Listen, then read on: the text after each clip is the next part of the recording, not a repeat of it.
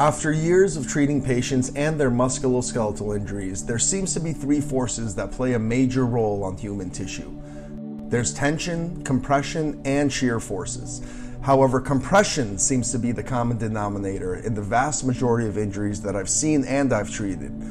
What's overlooked by many of those who run daily or perhaps weekly are the compressive forces that affect the entire spine, particularly the lumbar spine and the knees. The repetitive pounding of our feet on the ground exerts a force that goes up our lower extremities or up the legs, absorbed by the ankles, the knees, the hips, and the entire spine, and mainly the lumbar spine. You see, the thin meniscus of the knee and the intervertebral disc that's found throughout our spine functions to absorb these compressive forces, but there's only so much of these that can occur before injury happens. The bicycle appears to be one of the most commonly used exercise modalities, yet repeatedly bicycling becomes not optimal for the lumbar spine or the cervical spine. In other words, this may cause injury or exacerbate previous injuries to the low back or the neck. Rowing has four major movements: patch, drive, finish, and recovery movement.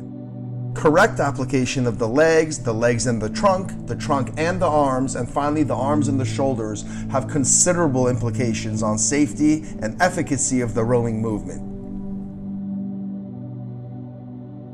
The vast majority of people who engage in this movement have a high propensity for incorrect form.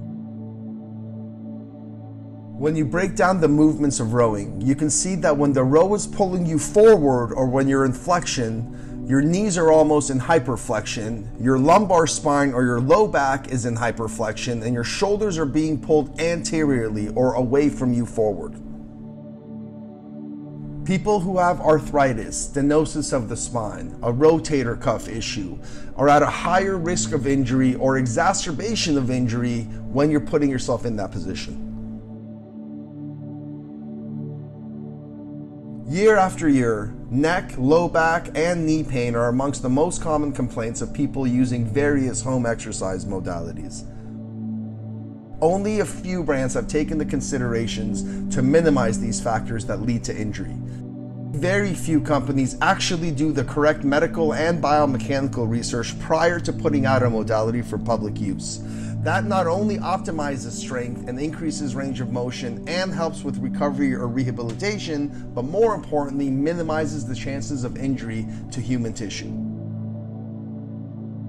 Climber, however, has taken these considerations and actually incorporated it into the machine. You see, climbing minimizes compression to the spine. It allows for fluid, safe lumbar spine and pelvic motion. It minimizes compression to the hips, knees, low backs, and cervical spine and the ankles.